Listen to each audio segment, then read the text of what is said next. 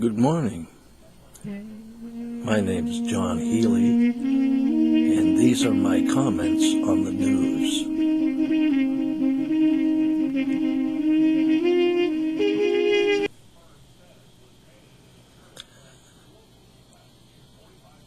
Over this weekend, we have heard again United States Secret Service agents have disgraced themselves in the line of fire. That being protecting the President of the United States, regardless of who it is, who's President, Democrat or Republican, whether or not these Secret Service agents think it is necessary to be professional in their duties or to party all weekend long. One was found drunk in a Dutch hotel. This kind of behavior, I'm 72 years old. I just want to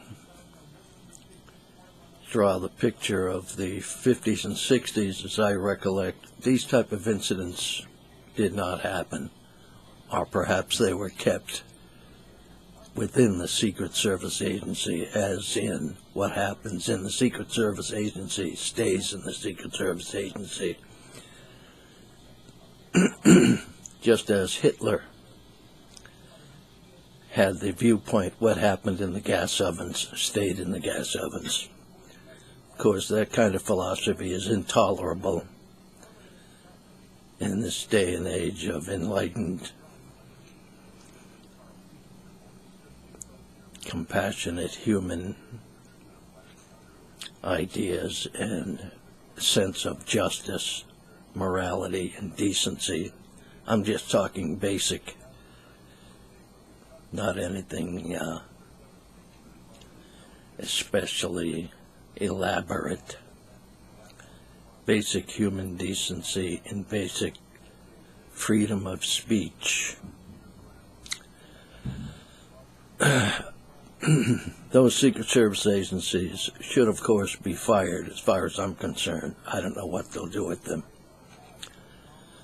Moving on to what's happening up here in the Northeast. Another Northeaster, or a no-Easter here in Boston, but in the Cape and the Islands, 70 miles per hour winds and power lines being whipped into oblivion by the winds, and the power of Mother Nature once again shows us all who's boss.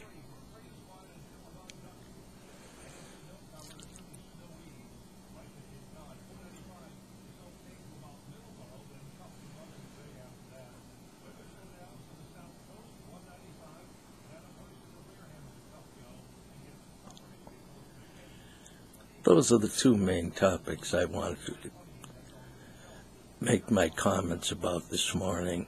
Oh, one other thing, like Columbo would say, one other thing. Vladimir Putin, very scary guy. I get the sense of his actions over the last few weeks. Reminds me of the time in the 30s and 40s of Adolf Hitler moving in from one country to another, taking it over under the guise of liberating that nation. What can be done about Vladimir Putin remains to be seen. We do not know exactly what to do other than apply financial sanctions against his nation at this time.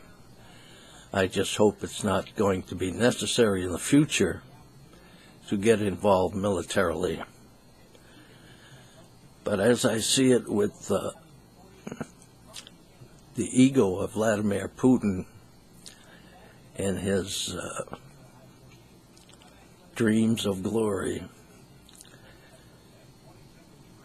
I think he'll just get very, very emboldened by the success of his incursions into other nations' sovereignty. We just have to, for now, watch. There's not much we can do. And, of course, most people in the recent poll, they don't want to get involved militarily in that situation. But I think Vladimir Putin is going to try to push the envelope, so to speak, to see what happens as far as poking very, very bad incursions to the point where Western Europe and the United States must get involved. My condolences go out this morning to all the people in the Malaysian airline tragedy, most of whom were Chinese. 2/3 were Chinese. And I must say, among most people, very disappointed with the Malaysian government and confused with every day a new sighting or a new this or a new that, and it turns out to be nothing at all. But the one fact that remains very sadly true is that plane is gone, and so most likely are the lives of the passengers and crew on that plane.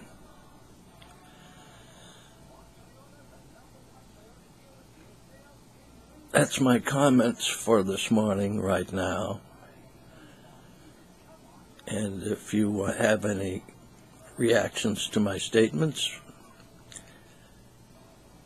and would like to comment on that, just feel right ahead.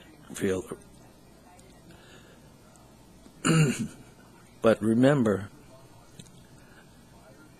I will accept intelligent commentary, whether pro or con, on the statements I've made, and statements you might want to make about the subjects of my comments.